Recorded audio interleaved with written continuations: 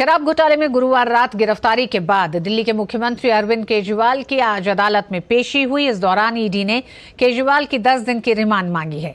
Court में ED ने केजरीवाल को आबकारी घोटाले का मुख्य साजिशकर्ता बताया और कहा कि वो इस अपराध से होने वाली आय को संभालने के साथ साथ गोवा चुनाव अभियान में भी शामिल थे। कुछ ही देर में केजरीवाल की रिमांड पर फैसला आने वाला है। गुरुवार को केजरीवाल की गिरफ्तारी के बाद ईडी ने उन्हें दिल्ली की राउज एवेन्यू कोर्ट में पेश किया। ईडी ने अदालत से जहां केजरीवाल की 10 दिन की रिमांड मांगी, वहीं केजरीवाल के वकील ने इसका विरोध किया। ईडी की ओर से अतिरिक्त सॉलिसिटर जनरल एसवी राजू ने कहा कि मुख्यमंत्री आबकारी घोटाले के मुख्य साजिशकर्ता हैं। नई आबकारी नीति इस तरह बनाई गई थी कि इससे रिश्वत लेने और रिश्वत देने का रास्ता खुल सके और लोगों से पैसा वसूलने में आसानी हो। ईडी ने कहा कि मुख्यमंत्री सीधे तौर पर आबकारी नीति बनाने में शामिल थे। वह अपराध से होने वाली आय को संभालने के साथ साथ गोवा चुनाव अभियान में भी शामिल थे। ईडी के वकील ने यह भी कहा कि आरोपी विजय नायर केजरीवाल के नजदीक दिल्ली सरकार के मंत्री कैलाश गहलोत को दिए गए घर में रह रहा था। नायर ने साउथ ग्रुप और आप के बीच बिचौलिए का काम किया। आरोपी शरद रेड्डी के बयान से पता चलता है कि केजरीवाल ने नीति के बदले साउथ ग्रुप से रिश्वत की मांग की।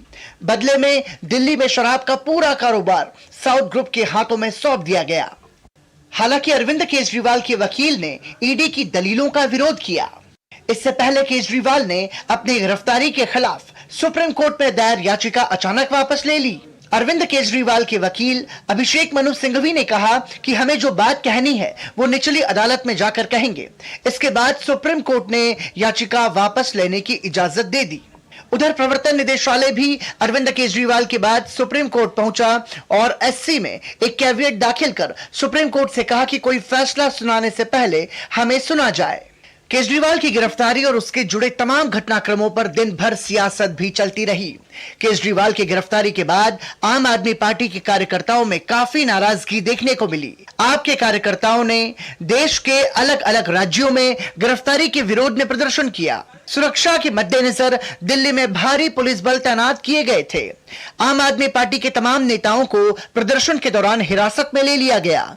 भाजपा जहां केजरीवाल पर हमला बोल रही है तो केजरीवाल और उसके सहयोगी भाजपा को निशाने पर ले रहे हैं। शराब घोटाले के किंगपिन, पापी आपके कन्वीनर अरविंद केजरीवाल की गिरफ्तारी एक मजबूत संदेश देती है हर उस भ्रष्टाचारी को जिसको ये गुमा है कि वो कानून से ऊपर है।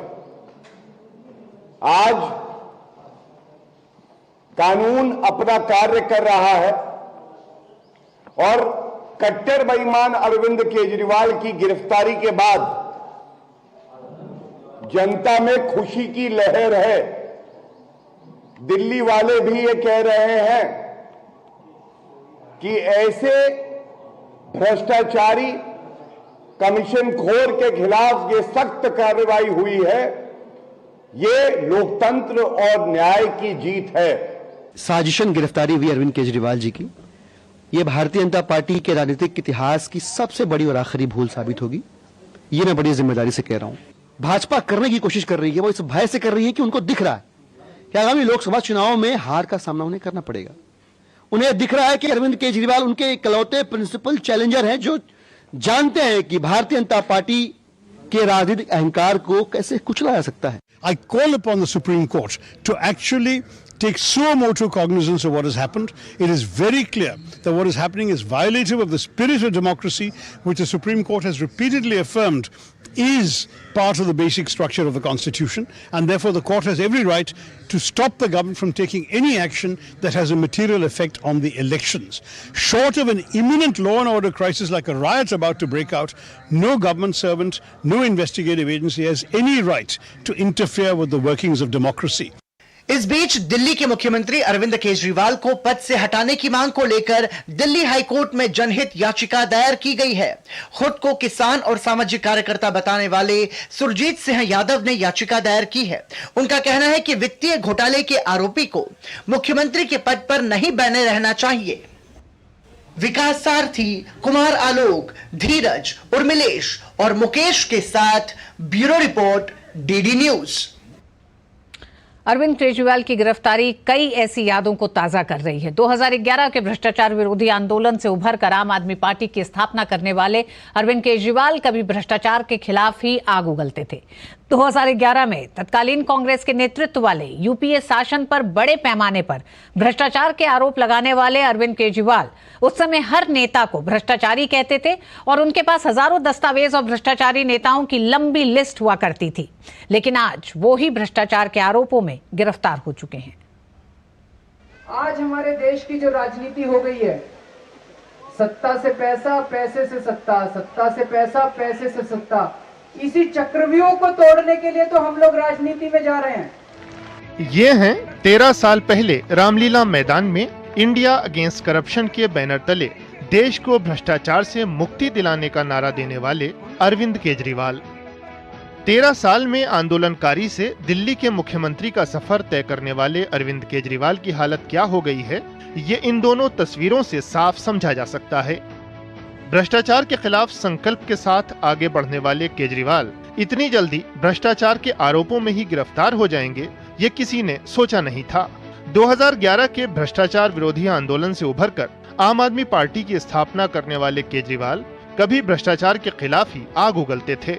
2011 में तत्कालीन कांग्रेस के नेतृत्व वाले यूपीए शासन पर बड़े पैमाने पर भ्रष्टाचार के आरोप लगाने वाले केजरीवाल उस समय हर नेता को भ्रष्टाचारी कहते थे और उनके पास हजारों दस्तावेज और भ्रष्टाचारी नेताओं की लंबी लिस्ट थी।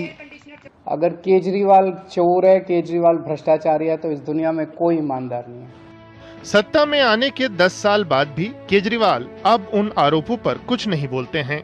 विडंबना ये भी है कि कभी सच उगलवाने के लिए सोनिया गांधी की गिरफ्तारी की मांग करने वाले केजरीवाल खुद ईडी के समन से बचते रहे और आखिरकार गिरफ्तार हो गए। बंद कर दो एसीबी, अगर तुमसे जांच नहीं होती तो जांच करानी है, सोनिया गांधी को गिरफ्तार करो, 2 दिन उसका इंटेरोगेशन करो, देखो पता चल जाएगा किस किसने रिश्वत लिया। तमाम बातें करने वाले केजरीवाल लगातार ये कहते रहे कि जो भी भ्रष्टाचार करेगा वो जेल जाएगा, चाहे वो खुद हों या मनीष। लेकिन जब उनके ऊपर आरोप लगे तो वो इसे विरोधियों की साजिश बताने लगे और मौका चुनावों का था तो कभी केजरीवाल की विरोधी रही कांग्रेस अब शराब घोटाले में ही केजरीवाल का बचाव करने लगी है।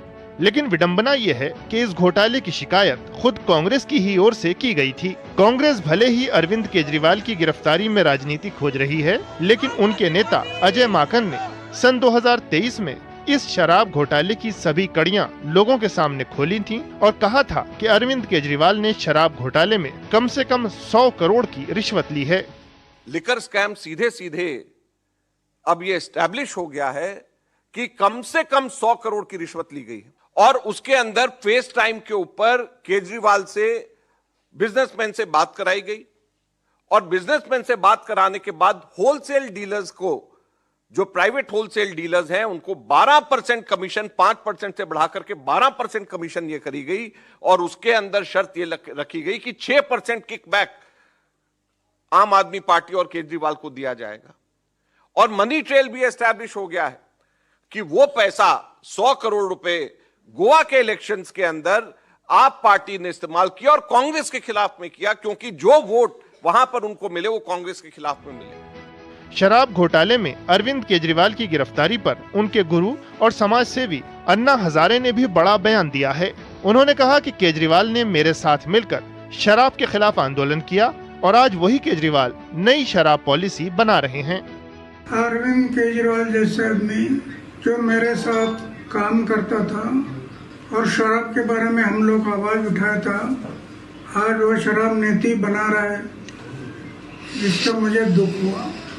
शराब घोटाला मामले में केजरीवाल के जेल जाने से आम आदमी पार्टी के भ्रष्टाचार मुक्त शासन और वैकल्पिक राजनीति के दावों को बड़ा झटका लगा है। मनीष सिसोदिया, संजय सिंह और सत्येंद्र जैन का बचाव करते हुए केजरीवाल भ्रष्टाचार को देशद्रोह कहते थे और कहते थे कि आम आदमी पार्टी भगत सिंह द्वारा दिखाए गए रास्ते पर चलती है, लेकिन आज मामला कुछ और ही दिख रहा है।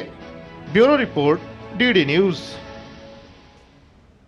2011 में आम आदमी पार्टी ने जब भ्रष्टाचार के खिलाफ आंदोलन शुरू करा और दिल्ली की सत्ता पर जब शामिल हुई और दिल्ली की सत्ता पर जब उन्होंने अपना एक तरह से हिस्सेदारी दिखाई, उसके बाद से लगातार ये कहना था कि एक वैकल्पिक राजनीति दिल्ली वालों को देंगे, भ्रष्टाचार से मुक्त एक सरकार देंगे। ऐसे में आज तकरीबन 13 साल के बाद जब वही सारे आरोप अरविंद केजरीवाल पर लग रहे हैं, भ्रष्टाचार के लग रहे हैं और साथ ही साथ उन तमाम कार्रवाइयों के लग रहे हैं जो कार्रवाई वो अन्य नेताओं पर चाहते थे कि अगर आरोप लगता है तो आप त्यागपत्र दे दें, अगर आप पे आरोप लगता है तो गिरफ्तार किया जाए और रिमांड पे लिया जाए। आज उन्हीं सब मसलों पर एक बार फिर बात चर्चा हो रही है कि क्यों नहीं वही सब कुछ लागू हो आम आदमी पार्टी, उनके नेताओं और अरविंद केजरीवाल पर। हमारा विशेष भी यही है, ईमानदारी के नारे से शराब घोटाले तक का सफर। 3 मेहमान हमारे साथ जुड़ गए हैं। यासिर जिलानी, भारतीय जनता पार्टी प्रवक्ता, परविंदर सिंह सेठी, पॉलिटिकल एनालिस्ट, आपकी विचारधारा से काफी सहमत रहते हैं। समीर चौगामवगर, सीनियर जर्नलिस्ट हमारे साथ तो जुड़े हुए हैं जूम पर। आप तीनों का ही बहुत बहुत स्वागत है। सबसे पहले परविंदर जी, आप ही के पास आना चाहेंगे। सत्ता से पैसा, पैसे से सत्ता, यही सभी सरकारों का काम है, यह अरविंद केजरीवाल का कहना था। और सोनिया गांधी के मामले में उन्होंने कहा कि गिरफ्तार करो, रिमांड पे लो, वो सब कुछ कबूलेंगी। अगर भ्रष्टाचार का एक मामला, शराब नीति में भ्रष्टाचार का एक मामला आम आदमी पार्टी पर लगातार है, तमाम ऐसे बड़े सबूत मिले हैं, कई नेता जेल में बंद हैं, तो क्यों नहीं अरविंद केजरीवाल एक तय समय पर 9 समन से पहले कभी भी तैयार हुए कि वो जाएं और बात करें। और आज जब अंततः ईडी को गिरफ्तार ही करना पड़ा तो फिर अब उनका ये कहना है कि ये राजनीति है। नहीं, देखिए, जो भारतीय जनता पार्टी ने जिस प्रकार से प्लानिंग बनाई, जिस प्रकार से स्क्रिप्ट बनाई, उसी के अनुसार ये सारा कुछ हो रहा है। ये पहले से तय था कि अरविंद केजरीवाल को गिरफ्तार किया जाएगा। जिस प्रकार से देश के अंदर विपक्ष को डराने धमकाने और ईडी और इनके डरावे के बाद इस तरह से तंग परेशान किया जा रहा है, तो अरविंद केजरीवाल जी ने एक अपना विरोध दर्ज किया कि जो ये डेमोक्रेसी की हत्या कर रहे हैं, डिक्टेटरशिप की राजनीति कर रहे हैं, इसके सामने मैं झुकूंगा नहीं, चाहे मेरे को जेल के अंदर भी जाना पड़े। इसलिए उन्होंने ईडी को बार बार यही कहा कि आप मुझे ये बताइए। परविंदर जी, 15 लोगों की गिरफ्तारी, तमाम वो सबूत जो ईडी ने आज सामने रखे कोर्ट में, आपका कहना है वो सब झूठ है, आप ये कह रहे हैं? नहीं, देखिए, मैं आपको बताता हूँ, ये अभी वो सारा मनी ट्रेल जो सामने आ रहा है, वो सारा मनी ट्रेल जो सामने आ रहा है, वो जो पैसों का लेन देन है, 2 किश्त में किस तरह से एडवांस में घूस दी गई, ये सब कुछ आप कह रहे हैं कि सब गलत है, सब राजनीति। अभी तक कोई किसी प्रकार का प्रूफ नहीं है, एक पैसे की रिकवरी नहीं है। अभी जांच चल रही है और ट्रायल चल रहा है। उसके बाद जब कोई फैसला तो जांच में सहयोग के लिए ही तो अरविंद केजरीवाल को ईडी लगातार बुला रही है परविंदर जी। तो अरविंद केजरीवाल को इसमें गुरेज क्या था? ईडी के साथ बातचीत करने से क्या, किस बात से इनकार है इसमें? नहीं, एक बात जो सिद्धांत उन्होंने तय करे, सुनिए, जो सिद्धांत ईमानदारी के उन्होंने तय किए औरों पे लागू होते हैं कि सोनिया गांधी को गिरफ्तार किया जाए, रिमांड पर लिया जाए, आरोप लगा है तो पद छोड़ दिया जाए, तो फिर ये अपने पे लागू क्यों नहीं? नहीं, देखिए, अगर कोई व्यक्ति गलत काम करता, उसके ऊपर कार्रवाई होनी चाहिए, इस बात से किसी को इनकार नहीं है। लेकिन राजनीतिक कारणों से विपक्ष के नेताओं को टारगेट किया जाए, एक अरविंद केजरीवाल, संजय सिंह, सुरेंद्र जैन या मनीष सिसोदिया, नहीं, बहुत सारे नेता है विपक्ष के जिनके ऊपर इस तरह की कार्रवाई करी गई। और जो लोग भारतीय जनता पार्टी में शामिल हो गए, उनके ऊपर से कार्रवाई बंद हो गई। अगर मैं ये कहता हूं कि ईडी ना नीरव मोदी के पास जाती है, ना ललित मोदी के पास जाती है, ना विजय माल्या के पास जाती है, ना सीबीआई आज तक दाऊद इब्राहिम को पकड़ पाई, और वो जो विपक्ष के अंदर सरकार के हाथों की कठपुतली बनी हुई है, और सरकार ईडी को, सीबीआई को, इनकम टैक्स को अपने कार्यकर्ता के रूप में इस्तेमाल कर रहा है। परविंदर जी, आम आदमी पार्टी, आप आम आदमी पार्टी की विचारधारा से सहमत हैं। आप इस समय अरविंद केजरीवाल का पक्ष और आम आदमी का पक्ष रख रहे हैं। उसके बावजूद जो ईडी ने राघव मोंगटा का बयान जो दिया है, उन्होंने बहुत साफ कहा है कि किस तरह से चुनाव में केजरीवाल ने 100 करोड़ की फंडिंग चाहते थे, जिसके लिए उन्होंने कहा। इसी के साथ साथ शरद शेट्टी के तमाम वो बयान है कि कविता का जो एक तरह से जो साउथ लॉबी के साथ जिस तरह से ये पूरा ट्रेल सामने आया है, वो है सामने। आप इन तमाम चीजों को आप एक तरह से कह रहे हैं कि ये सब मनगढ़ंत है। अगर ये जांच में पाया गया है तो इस पे आगे बढ़ने से गुरेज क्या है? नहीं, जांच में पाया गया नहीं, अभी तो पूछताछ चल रही है, अभी तो इनिशियल स्टेज के ऊपर है। आपने तो फैसला सुना दिया आपने तो फैसला सुना दिया, भारतीय जनता पार्टी के नेताओं ने फैसला सुना दिया। देखिए लड़ाई इसी चीज की है, जब देश के अंदर किसान के साथ जाती होती है, खिलाड़ियों के साथ जाती होती है, गरीब आदमी के साथ जाती होती है, मजदूर के साथ जाती होती है, पूरे देश के अंदर एक आंदोलन की स्थिति पैदा हो जाती है और देश की सारी राजनीतिक पार्टियां अपने निजी फायदों को छोड़कर, अपने राजनीतिक फायदों को छोड़कर। यासीर जी, आम आदमी पार्टी का अभी भी यही लगातार कहना है कि ये आम आदमी पार्टी पर किसी तरह का आरोप नहीं है, ये शुद्ध राजनीति है। देखिए परविंदर सेठी जी को मुझे लगता है कोई जानकारी नहीं जी, वो बिल्कुल अनर्गल बातें कह रहे हैं।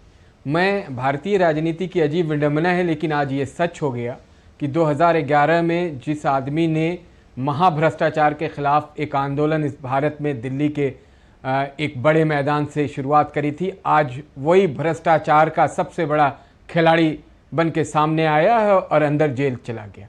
मैं दो पहलू पे चर्चा रख दूं आपके सामने। ये वो उस बात पे नहीं आ रहे हैं कि जो भारत की प्रीमियम एजेंसी है उसने इनको 22 दिसंबर से लेके 21 मार्च तक 5 महीने में 9 सम्मन भेजा है।